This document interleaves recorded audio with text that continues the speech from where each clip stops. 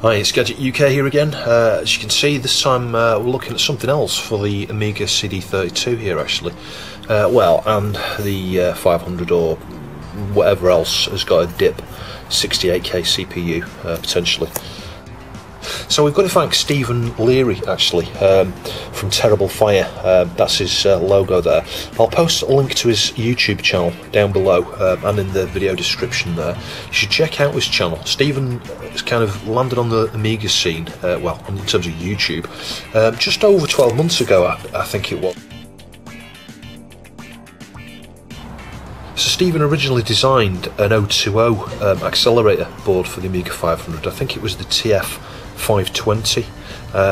And I think initially he had some like 2 mega RAM or something on that board, and then through the videos on YouTube there, you know, he shared everything. He shared all the code and stuff, the VHDL or whatever it is, on GitHub, and you know, just continued working his way through designs of different boards and accelerators and things for the Amiga here. He's a very talented, smart, clever, you know, interesting guy. You should check his channel out, and if you want to support his channel, you can do what I did, you know, buy a mug. I mean, they're quite a bit pricey, about £12–15 ish I think for a mug, but you can buy a t-shirt as well, again really good quality though, so it's well worth it if you want to support him. And people should support him really, you know, because he's open sourced all of this stuff.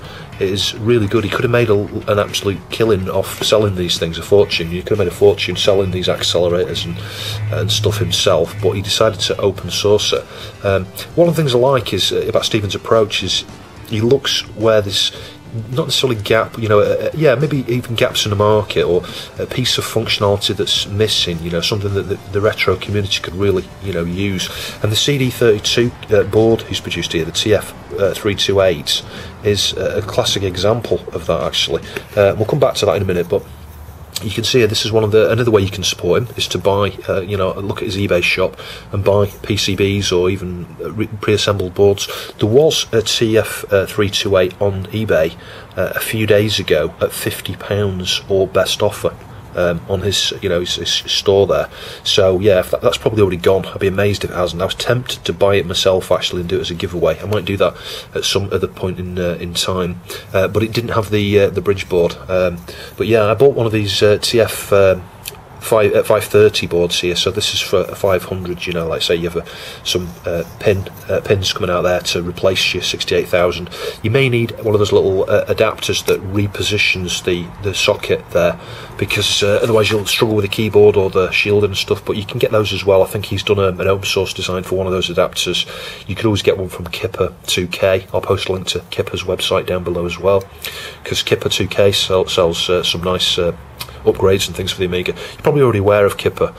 He's been knocking around, you know, selling those Amiga things for a few years now.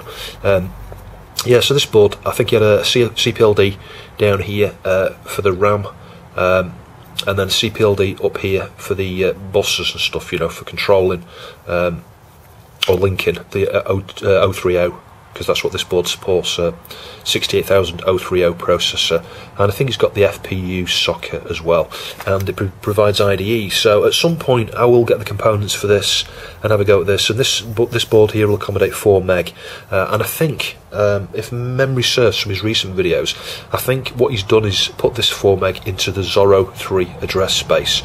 So what you can do is, if you want to use this in a 500 and add 4 meg there, you can get the 8 meg board from Kipper 2K, and that, you know, sits in the normal sort of, well, I don't know where it is, fast RAM area, wherever that is. Is that the Zorro 2? I don't know. I'm not that hot on the Zorro stuff, to be fair, but I think that this should then coexist with that 8 meg, so in theory you should have 12 meg plus whatever you've got as chip. But that's a nice way to get an 030 processor into an Amiga 500. Anyway, coming back to this board, you can see, yeah, it's got all copyright stuff, and you know, on the silk screen here, you know, Terrible Fire TF328 CD RAM plus IDE board. So on here, what we've got is 4 2 meg chips. So I'm glad he went with the whole 8 meg actually, and I think it's one of those that when he was doing the earlier boards, he perhaps wasn't aware that there were so many games actually that required up to 8 meg. You can get away with 4 meg for a lot of stuff, but there are some of the larger tiles, like that Star Trek, you know, the 25th anniversary. It needs 8 meg. So yeah, he's added 4 2 meg chips onto this particular design here. And again, we've got the RAM CPLD, and I think this one here is going to be for the IDE. So, you know, it's got an IDE, you know, the miniature, you know, I don't know what size that is, 40 pin IDC connector there, and you can just plug a compact flash adapter in, or probably an ATA, you know, for a 40 pin, you know, a 2.5mm IDE hard disk would probably work, a physical drive. Not sure if anyone's tried it. There's no reason why it shouldn't. I mean, it supports you know, different compact flash cards and things here without an issue. And I think he's recently done an upgrade to the firmware on this. I think this is on V41 to support the some of the different makes, you know, of compact flash card you can get there. There's a few jumpers on here. I'm not too sure what they are. I don't know. I'd need to go away and have a look at his documentation on GitHub there to understand, but we've got one here to do with a clock, I think. Yeah, clock buffer. I think if you switch that over, in one position it's using a Schmidt trigger there, and in the other it's probably a straight pass-through or something, I don't know. And then I guess this is the programming header, perhaps. Could be wrong. At one point he was talking about putting an SPI interface on these or something. I don't know whether that's happened yet. So yeah, this board, he's not manufacturing these himself, although, you know, occasionally he is, as per my comment at the start of this video where I said he had one on eBay. So from time to time he's making these up and sending them out to you know, a few people. I think he perhaps has sent one out to Dan Wood recently, so we should see one over on Dan Wood's channel soon. I'll post a link down to Dan's channel as well, actually. But this particular one was manufactured by a guy on Amibay, Supaduper. So again, I'll post a link to the thread there so you can purchase one of these if you want. And this was an absolute bargain in my mind. I think it was £77. And it included the bridge. Now the difference is the ones he's selling and advertising has got a keyboard, you know, PS2 keyboard adapter, a PIC chip or something for that you know, that keyboard interface there, and an RGB connector. So in theory, you know, I could just hijack the relevant connections on the back of here and wire an RGB lead. I might do that at some point, I don't know. The other thing worth doing with something like this is to get some insulation tape, put it over the connections there of those, and that might sound a bit crazy, but this is exposed on the back of the CD32. So the one thing I would say is, you know, if you don't do that, when you're putting your hand around the back to try and find the power switch, it's super easy to get close to this side here, I think. And the last thing you want to do is risk some ESD damage by, you know, touching the back of that, trying to find the power switch. So I would suggest that whatever you get as a backplane, put some tape over there, because I don't think there's any way the back cover, this thing, will fit over the back of the thing when it's on. I could be wrong, I'll check that in a minute, but I'm pretty sure you can't have the two on at the same time. So this weekend I'm going to do a crazy project. What I'm going to do is try and design a CD32 RAM expansion in one weekend, starting from scratch.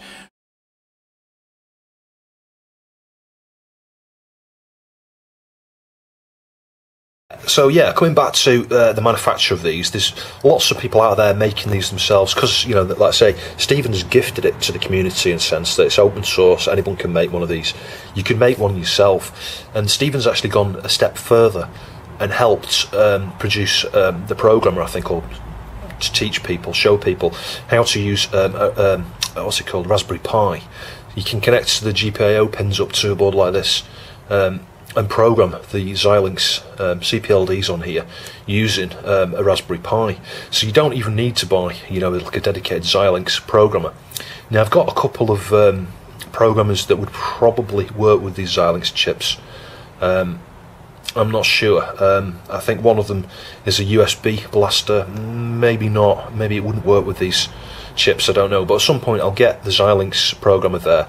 And I'll get the software installed on the PC and have a go at perhaps either updating the firmware on this one initially, as a new version may come out at some point. As I said, this is on V41 at the moment, and it seems pretty stable.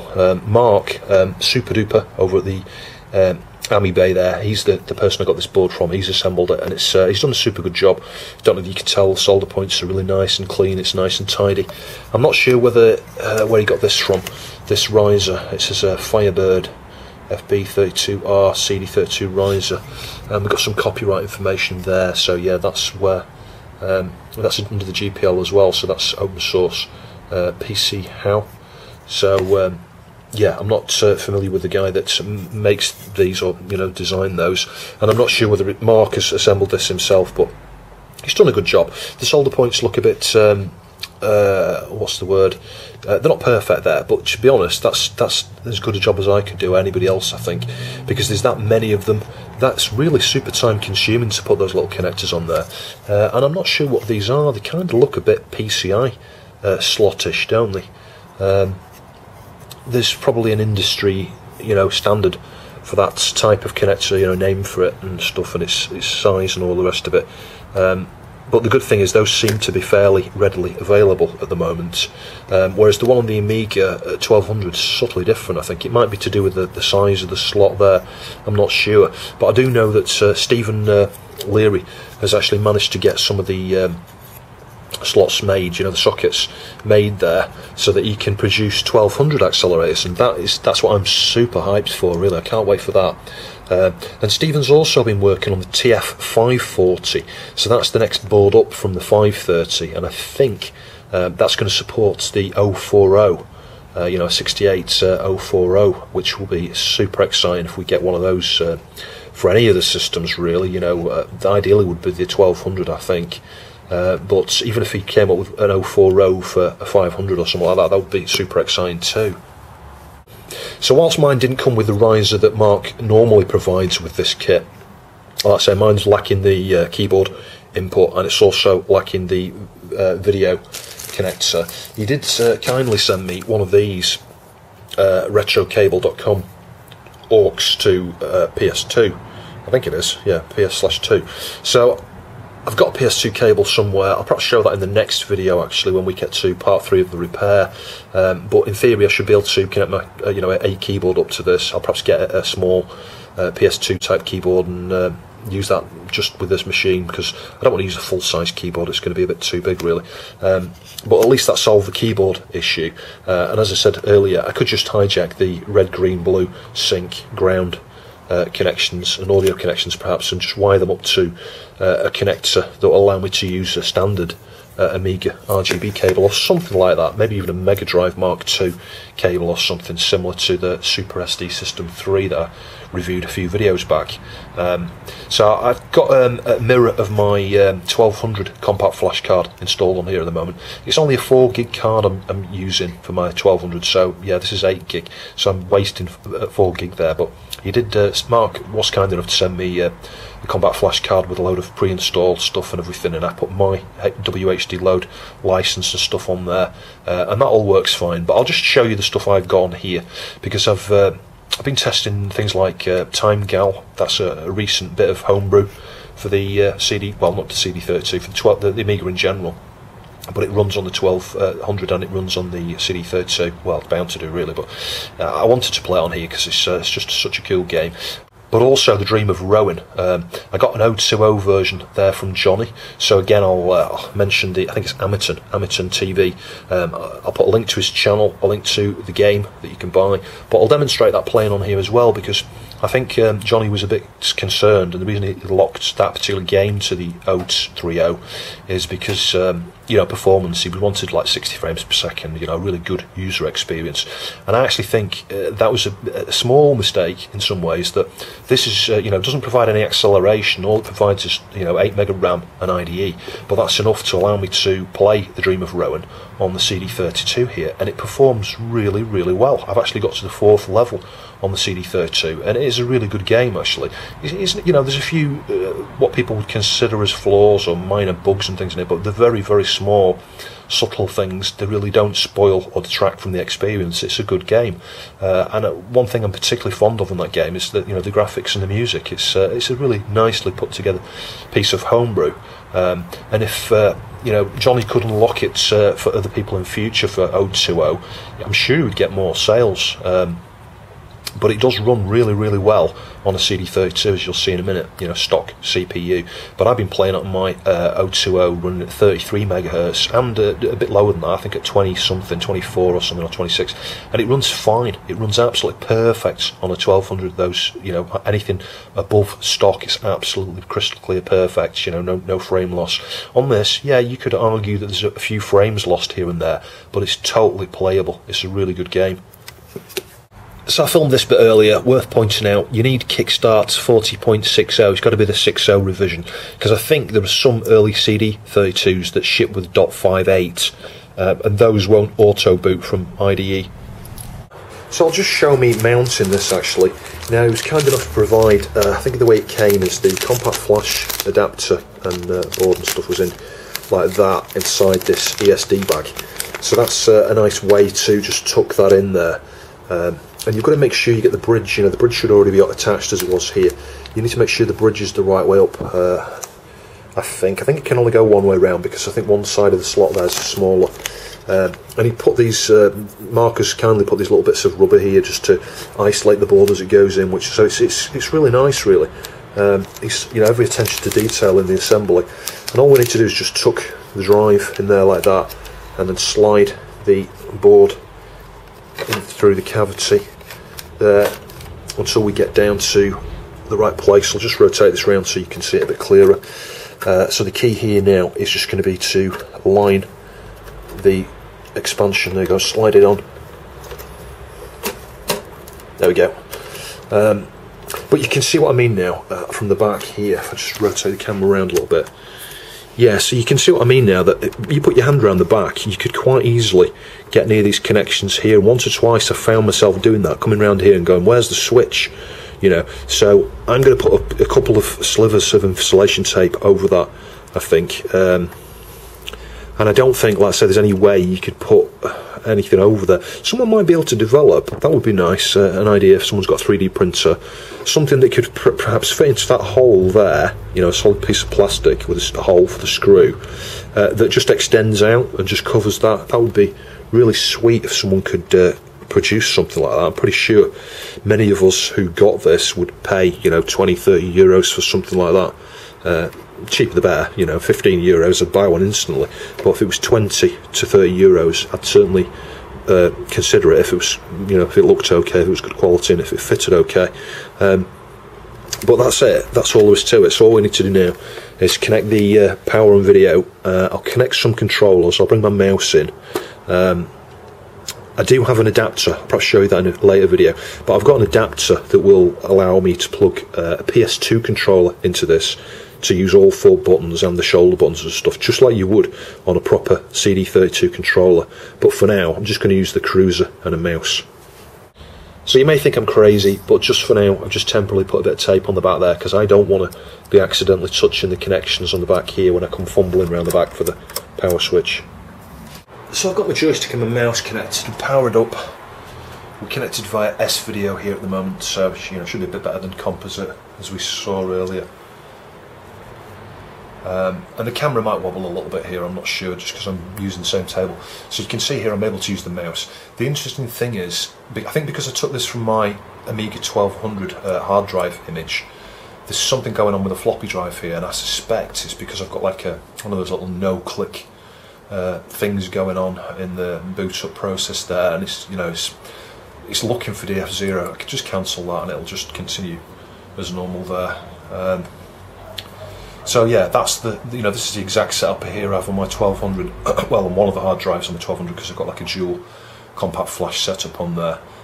So if we go into games, you should have A to Z here, and we'll just test a few 500 games, and you can see the memory reported on the desktop there, 7.9 meg, you know, roughly 8 meg free there, and we've got the 2 meg chip, because these have got 2 meg chip built in, you know, it's a 1200 for all intents and purposes really. Let's just load a few things. Let's try Bubble Bobble. Let's just give that a go. So I cut the WHD load screen out there just because it's got obviously my serial number and, you know, email address and all that. Let's turn it up a bit. Sweet.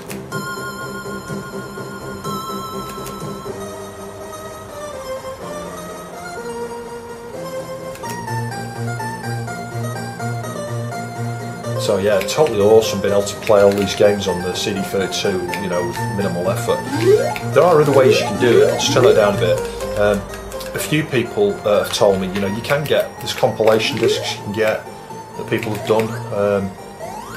Jay's one of them. I can't remember the name of the actual disc collection here, but there's a few things like the 444 games, 555, where you get, you know, someone's put like 444 Amiga 500 games or 600 games and stuff, some 1200 games perhaps as well, onto a single CD and stuff. So that's quite cool. You can get those, but this, you know, this for me is just so much easier, really, you know, because I've just got the ability to stick my compact flash card in there from the 1200, and it's just like an alternative way to play the 1200, really, for me. Play all the same games and things, and if I connect a keyboard up via that little aux port, you know, the adapter there that Mark kindly sent me, it is pretty much just a 1200 minus the floppy drive. And, you know, you're lacking the ports on the back. You know, that's one thing you would gain if you've got like an SX1 or an SX25 or whatever they are.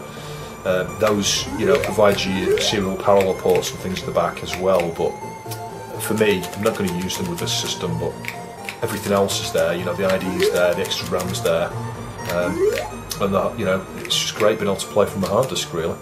Let's try a few more games out.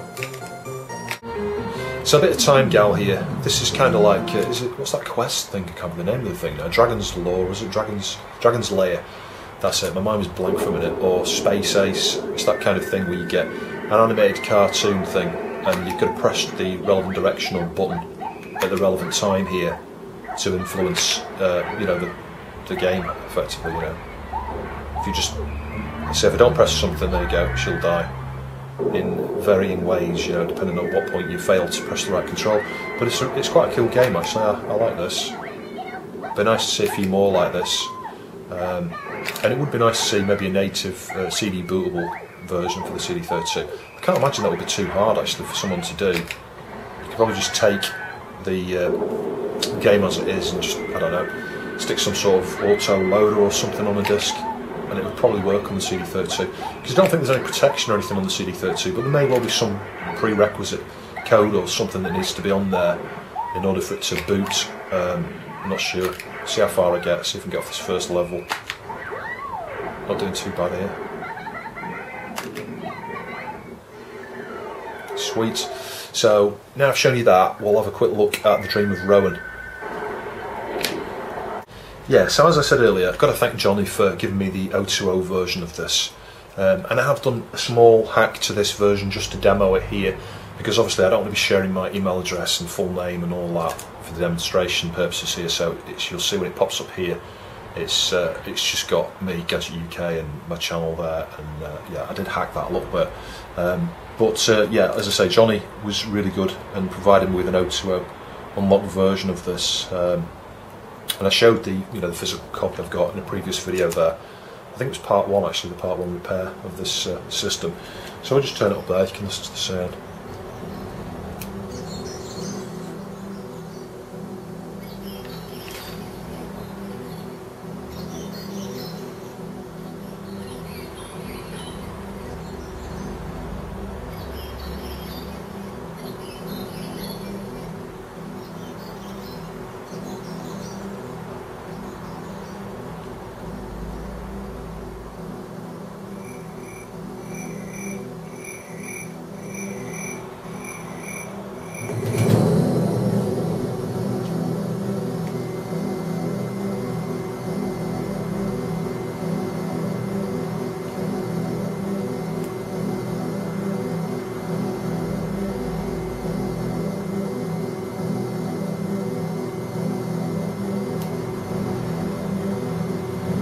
A bit loud though, actually.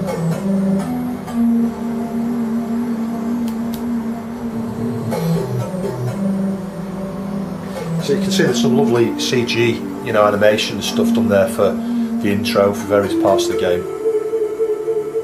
It's really cool, and the music's really cool as well. In many places it kind of reminds me of some of the Psygnosis games actually, like Shadow of the Beast, so I'll skip the intro there and we'll just jump straight to the game.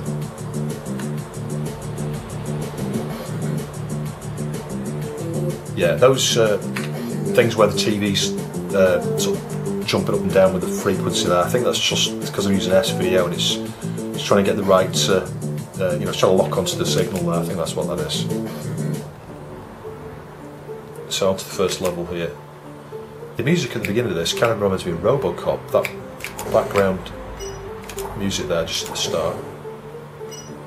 So you can see this, you know, the occasional bit of, you know, frame drop. You know, it's not perfect on a standard 020. Just died.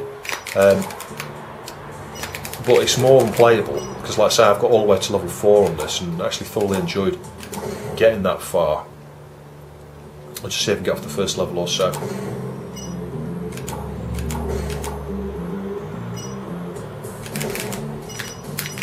The jump mechanic can take you a bit to get used to. It's not quite as straightforward as you think. You've got to press up to jump like extra high and then sideways to move once you've gained some height. Those are 3 lives, those little icons.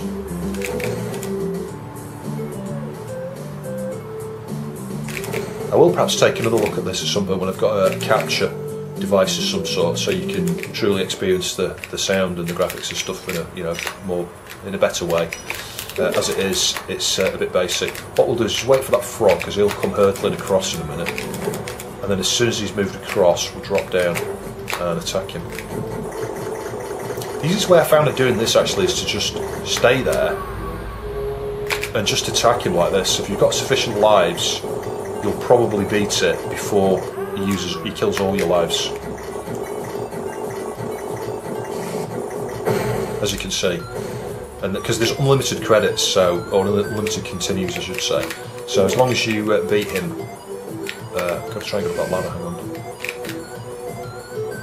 Yeah, as long as you beat him, it doesn't matter. You know, as long as you make off the level with at least 1 life, you're fine. I'll probably just die deliberately at the beginning of the next level here. Nice cutscenes and things in between. It's quite cool, and different unique tracks and things, music tracks per level. I like the animation of those. Flowers there, they're quite cool. Let's just die because I've only got 1 life left. Let's do a continue. Yeah, so the game over screen kind of reminds me, let's say, of Shadow of the Beast. And I did mention that to Johnny. He did say there's, you know, obviously an influence from some of the Psygnosis games there. Sweet though. And let's just have a go at the second level again.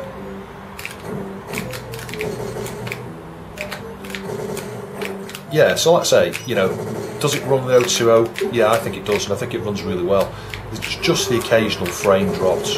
It certainly is more than playable though.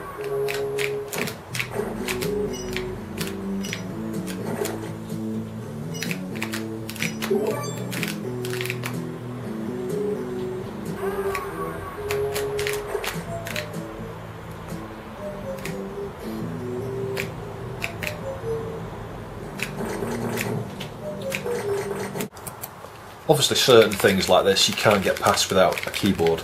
That's I do have the keyboard adapter, but I'm just not connecting up at this stage. I'll perhaps show that in a later video.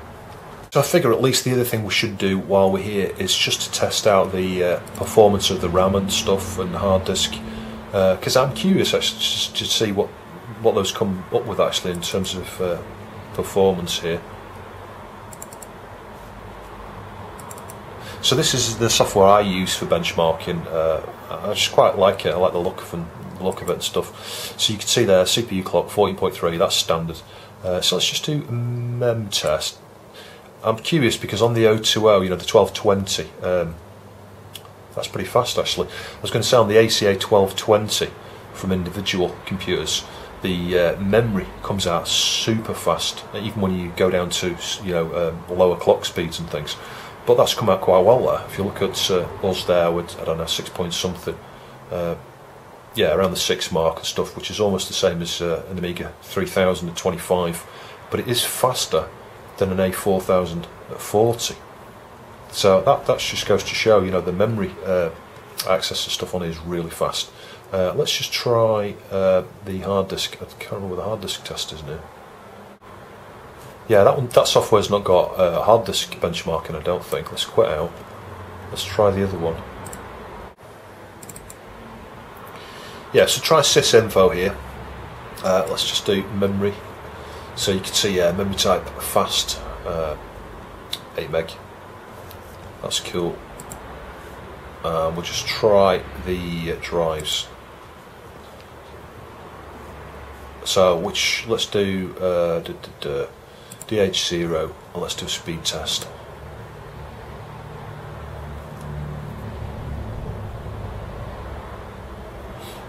Yeah, so that's pretty fast there.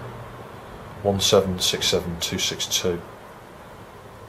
As you can see, you know, with something like this, you can effectively, you know, just access, let's say, all your games and stuff in a super easy way. Really, yeah, you need a mouse. There's probably ways you can get around that.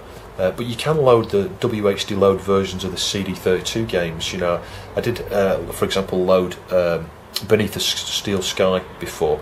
Now that game does take an awful long time to load. I'm talking minutes, just because of the amount of caching it does. It loads everything into that 8 meg that's free there. But you can play it that way, so you don't even need to use the drive. And that's another benefit with something like this, that you know, you get all your games on a compact flash card here. You can save wear and tear on the CD laser. And if I was to put a disc in, now bear in mind my drive's not working at the moment, but if I was to put a disc in, it will display the drive icon there, and you can, you know, execute the game that way, and access the files on the disc pretty easy. You know, play audio tracks and things, just like if you had a, you know, a CD drive connected to a 1200 via a Squirrel interface or something like that. So yeah, very cool. Yeah, so thanks to Stephen Leary for producing, you know, these wonderful boards here for the Amiga, and thanks to Mark, you know, aka Supaduper, for, you know, building the board and stuff and selling them at decent prices. You know, the highly competitive prices, really.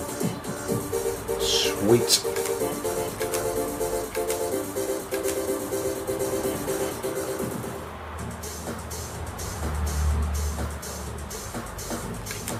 I think it looks really good in S-Video. Actually, I'm amazed at how good S-Video is on the Amiga.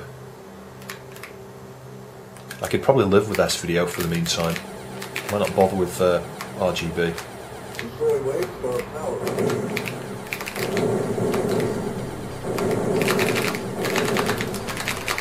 I don't know, you do the power up, so that's it. Yeah, you hold the fire button down, you can wiggle the joystick on this game to power up. It's extremely hard, this game, hard as nails. It's a good game though.